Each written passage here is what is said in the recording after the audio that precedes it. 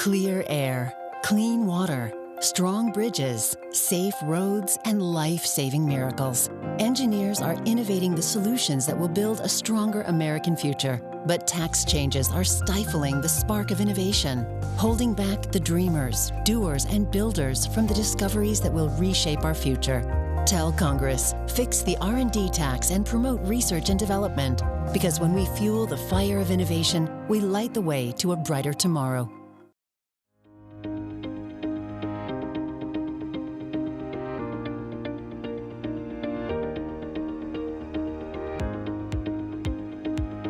Hello, and welcome to the Engineering Influence podcast from the American Council of Engineering Companies, brought to you by Bentley Systems. My name is Thomas Grogan. I'm Senior Director here at ACEC, and we're very excited today to have Rebecca Rockey, Deputy Chief Economist at Cushman and Wakefield, on to talk about the commercial real estate market. Rebecca, thank you so much for being here. Thank you for having me. It's our pleasure. Very excited to talk about this topic. And so why don't, I turn it over to you, Rebecca, and you could introduce yourself to our audience. Tell us about your background and what it is you do at Cushman and Wakefield. Yeah, there's a lot that I do, so I'll try to be brief with the group here. But I'm the Deputy Chief Economist. I lead our forecasting team globally. And part of my role is obviously forecasting, thinking about the future for real estate. But I'm out in the field with clients day to day, occupiers, investors, developers. And then I'm helping our internal business also, which is an interesting part of my role. So a lot of different things. Every sector is part of my purview. So we're going to dig into commercial today. And, that keeps it interesting. Every day is a little different. Yeah, absolutely. You have wear many hats. And I know today, November 2023, the commercial sector is interesting. Yes. So, along that front, I guess I want to dive into what's happening there. I'll first start by quoting some stats from our most recent ACEC Research Institute Engineering Sentiment Survey, where our team interviews members of engineering firms to get their sentiment on the current market as well as the future market. And in the most recent release, the commercial real estate sector has the lowest sentiment rating. And when asked about how that sector will perform 12 months from now, it has a negative net rating score. And so, that's how our engineering members are viewing the market. What are you seeing in your data about the commercial real estate market? Yeah, so when I break out commercial, today I thought I would focus on three of the main property types that we do business in, that we track as an industry. And those are going to be office, which is the traditional way that we think about commercial, retail, and in industrial. So I did bring some visuals, just, because I'm an economist, got to do that. And what I'm showing here are just the vacancy rates for different key property types historically and moving forward. And, how I would characterize the market is every sector has its own story. And outside of office, there's actually a tremendous amount of resilience in the marketplace that I don't think gets quite communicated in kind of day-to-day media, for example. So if I were to kind of start with retail is a sector that, has been sort of it's retail apocalypse. It's kind of being so disrupted by e-commerce. We're kind of through that. And over the last decade, there's been significant underbuilding actually going on. So we're coming into a time when the economy is slowing with very little on the pipeline side for new projects. And we're actually at a 40-year low for the vacancy rate, which is now under 5.5% for shopping centers, which is what most retail is. Most retail's not, a really low quality mall or something like that. So retail, we still think vacancy is going to hang out in a fairly low level. When we go to industrial, we've got something like a major supply wave coming, which I'll dig into in more detail in a little bit. And that's going to push vacancy up, but there is still a tremendous amount of demand for this project, for this product type. And so we actually see vacancy peaking out at a historically tight level and keeping pressure on rents. And then you come to office, which if you go back one slide here is kind of always higher than everybody else. That's the darker blue line. And it's still going up. So office vacancies are still rising. We still think they're going to go up next year. We're going to dig into that further in a little bit, I know.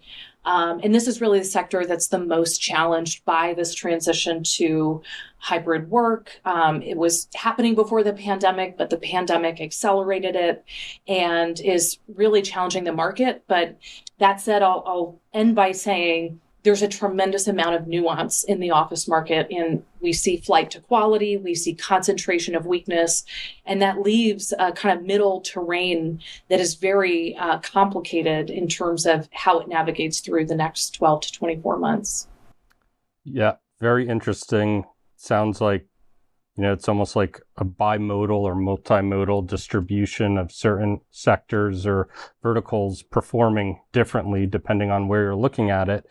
What do you see contributing to kind of this change in the market?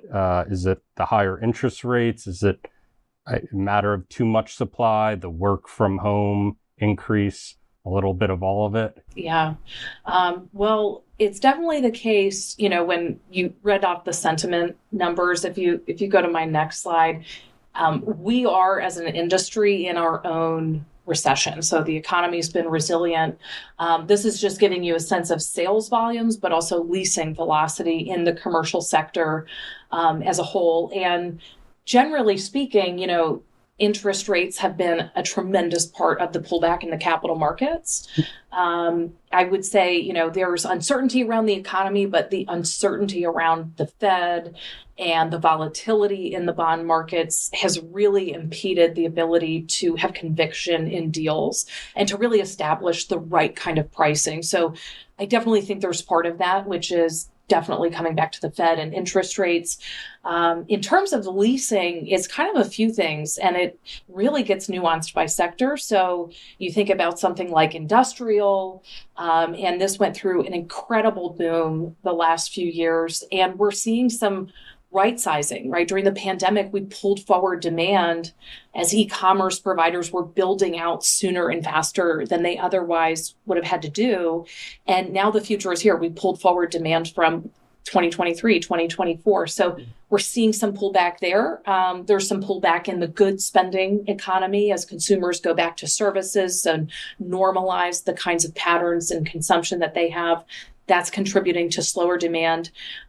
Retail demand has actually been quite resilient this year and surprised a little bit to the upside, which maybe surprises all of us. But retail has a tremendous diversity in the categories that now occupy it. So it's not just, your kind of department stores that are the most disrupted by things like e-commerce. We now have medtail, which is its own category of medical retail, right? You have a veterinary and a growing kind of sector around consumerism for pets. You have restaurants and bars, which are just tremendously outperforming. And even in today's retail sales report, there was, that was a category that was growing. Then you go into the office sector, and we've had record-setting negative demand. Part of that was the pandemic period when companies were just trying to figure out how to navigate the pandemic and not making long-term decisions on any matters, let alone office leases. And after we got through a kind of first wave of demand impact, we saw stabilization, and then we saw another round of negative demand. And that really manifested from, I think, an anticipation among occupiers in the office market of slower economic conditions, being very conservative with capital, and clearly outside of labor, real estate is a pretty significant cost item. So that did start to impact the office market more specifically. Wow, that just seems like a lot of different factors moving on different trajectories, different paces at the same time. Yeah, I'd love to, hear your thoughts and maybe dive in a little bit into these other markets like the retail or the industrial, which, is all part of the kind of commercial real estate space. I brought a little detail on everything just to spread the love around. So I think on my next slide, I was going to dig into retail. And what's fascinating is retail, again, is at a 40-year low on the vacancy rate. That's there on the right. And that maybe goes counter to what you might think, because there's a lot of focus on lower quality mall in the media, especially. And I would just say this, malls are 1% of retail buildings in the country. So most retail is not mall. And again, there's limited development. The peak of the e-commerce impact disrupting demand, we think, is well behind us. And consumers want to get out and spend. And certain kinds of shopping centers are outperforming, especially open air, especially grocery anchored. And what's been fascinating on the left, what I thought I would show is this is national retail sales broken out by the type of county where retail spending is happening. And it's indexed to the end of 2019. So you kind of get a pre-pandemic sense of where growth has been strongest in the recovery in retail sales. And what you see is that counties that are technically urban cores have recovered tremendously, but they've recovered the least. Mm-hmm. And we've actually seen a sort of dispersion, a growing dispersion of retail activity. And that's a bit tied to a more distributed workforce, a more remote workforce, and people who are willing to live further from city centers. If you have to be in the office less, you're willing to commute a little bit longer. And so that's really funneling into the retail market. And it's interestingly also impacting industrial because, of course, final mile delivery for consumers, your consumers are now a little bit more dispersed. Yeah, very, very interesting. And to your point, urban still looks like it's up almost 30% since before pandemic, but depending on the reports you read, downtowns are ghost towns and things like that. But clearly that's not showing through in the data. I have a few examples of, some market data, but just to kind of build off of that, right? So Manhattan is kind of the penultimate set of high streets in the country, urban core. Peak vacancy really happened by mid-2021. And, the market responded very quickly. And now with the return of people to city centers, return to office picking up, we're seeing vacancy rates start to compress significantly, even in these, kind of the very quintessential kind of market of an urban core that you can think of. And now some pockets of Manhattan are reaching record low vacancy rates, such as Soho's approaching at 3rd Avenue. And so it's kind of like that disruption from the pandemic is pretty well in the rearview mirror with regards to the vacancy impact. Another hot topic is everything that's happening with respect to the industrial sector, manufacturing, the logistics related space. What are you seeing in that sector? So I brought another treat for your audience here. If you go to the next slide. So on the industrial front, there's a lot going on. And when we track the industrial sector, it actually includes manufacturing. That's about 20% of the nearly 17 billion square feet of inventory that we track. About 10% is a specialized product type called high tech or office services. And then 70% is just warehouse and distribution space. So most of the market is there. It's very true that on the manufacturing side, we're seeing a resurgence. It is highly concentrated, so it's not diffuse across many kinds of manufacturing. It's very concentrated in sort of electrical components, batteries, semiconductors. About 90% of the increase in investment has been concentrated in that specific subset. For the broader market, we're coming off of record years of demand. I could give your audience numbers. I don't know if they mean a whole lot, but normally we see 275, 300 million square feet of demand in a normal year. And during the pandemic, we started to push even the 500 million mark. So very unusual. Vacancy went to 3.2% nationally, which, just for context, the lowest we ever got in a boom was about 6.5%. So we were effectively twice as tight as we've ever been. And now the big worry is, are we overbuilding? Because we started to build a lot of warehouses and now demand is slowing. So what I'm doing here is breaking out the construction side of the marketplace just to give some context to this notion of overbuilding. And I'll just answer the question without even having it asked, we're not overbuilding. And, so let me break it down. We're now down to 538 million square feet underway. It's actually peaked over 700 million square feet last year. So it's coming down. That means construction starts have slowed. materially.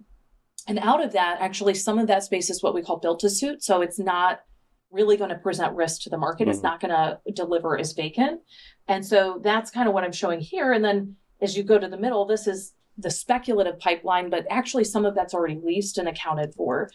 So out of that 538, we have 390 million that's actually vacant and in the spec pipeline.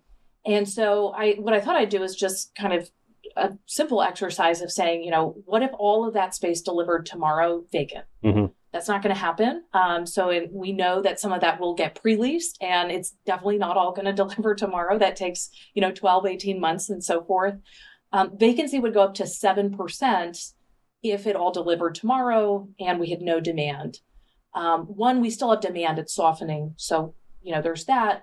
But two, we would get to a vacancy rate of 7%, which, again, historically, we had bottomed out at the height of the 90s boom, at the height of the housing boom, at 6.5%, 7%. So this is still actually a very tight marketplace, which is important context because vacancy is essentially the number one predictor of rents. Mm-hmm. And so the question I get asked the most, especially by investors who are still in this space and definitely by occupiers who are trying to handle the higher costs, is will rents go down because vacancy is going up? Well, 7%, which, is an upper bound. We're not probably going to get there, and that's still pretty tight. So what I did on my next slide was kind of break out some of the rent perspective just to show how significant the repricing has been. So this chart here is basically a warehouse distribution rent index.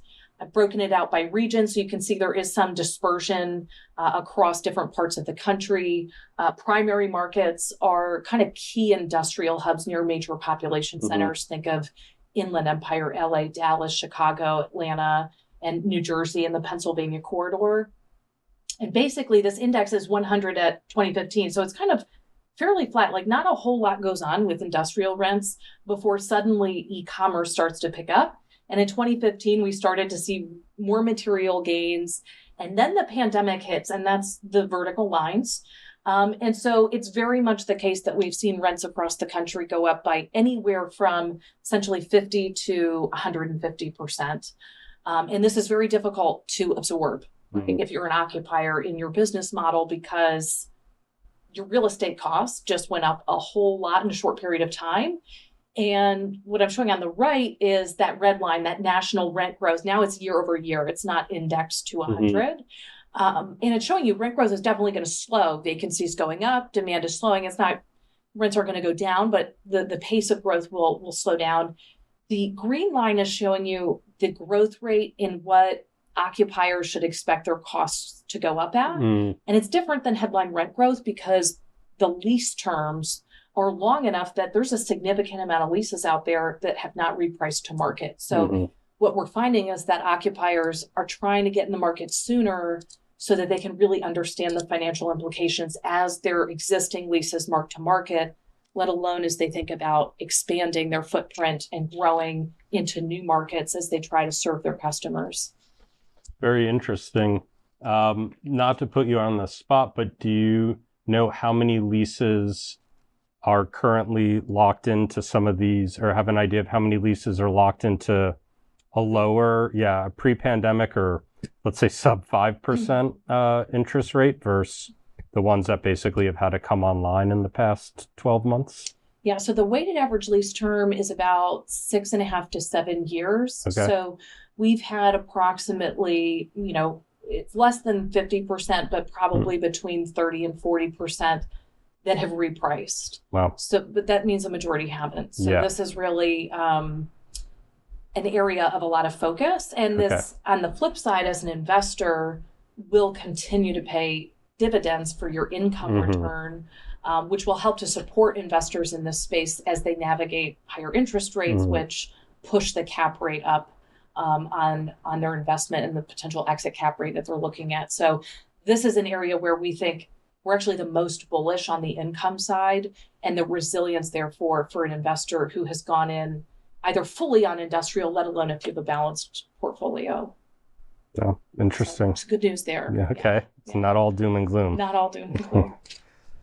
All right. What else do you have for us? Well, this is the one everybody loves to talk about, which is office. Okay. So let's go to office, and it's a lot of dots. So we have to kind of talk about the dots and then start to talk about the markets, I think, a little bit.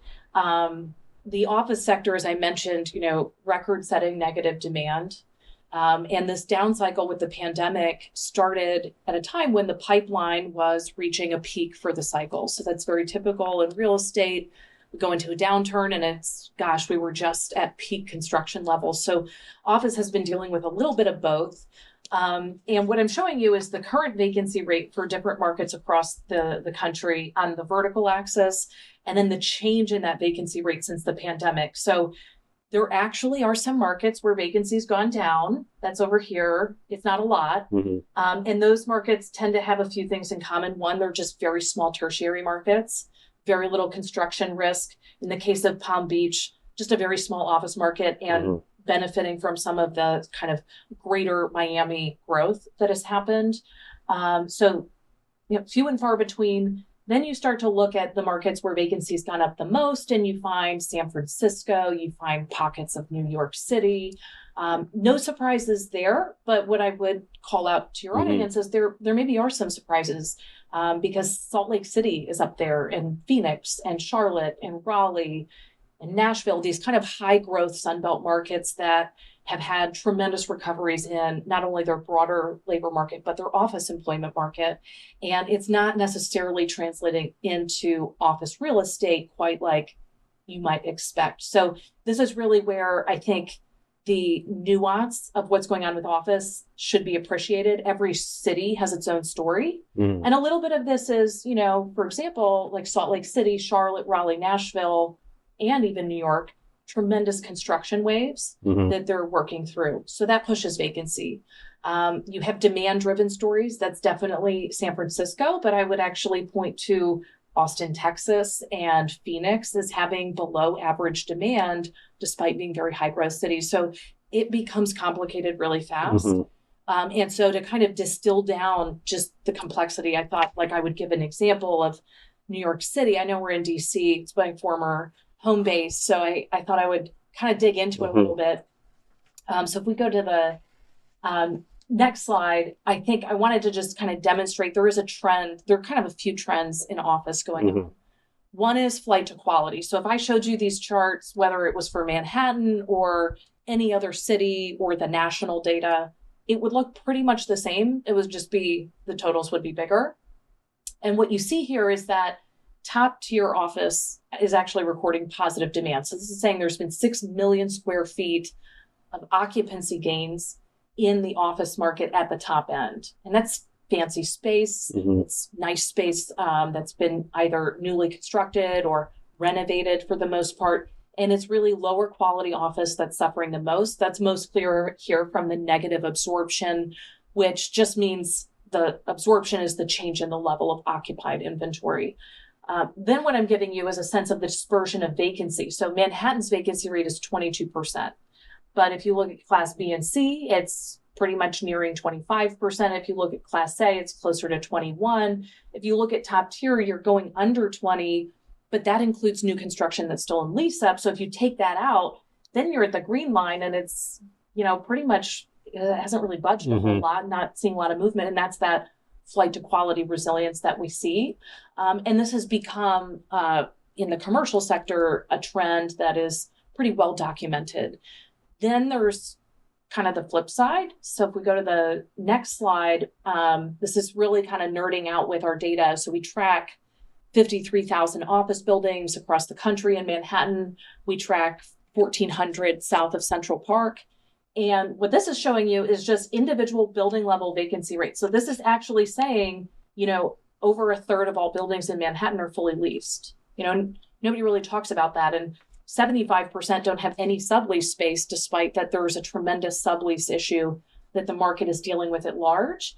And then there are these kind of small number of buildings. There's 106 in New York. That's about 6% of buildings that have a vacancy rate of over 50%. And I'll come back to those because that's an extreme concentration of weakness in the market. So it's kind of this bifurcation with now this middle area that's increasingly gray. And this is kind of the next question is what happens to that kind of middle area.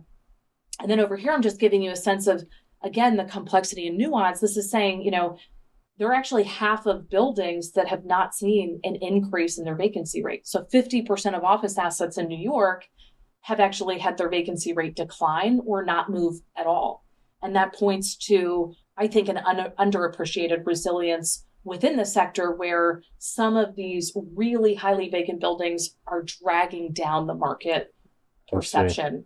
And that is quantified in my last slide, which is giving you a sense of let's come back to those vacancy rates that I had a minute ago, where we had BC in the light blue at the top, and then Class A, top tier without lease up. It's a lot of numbers, I know.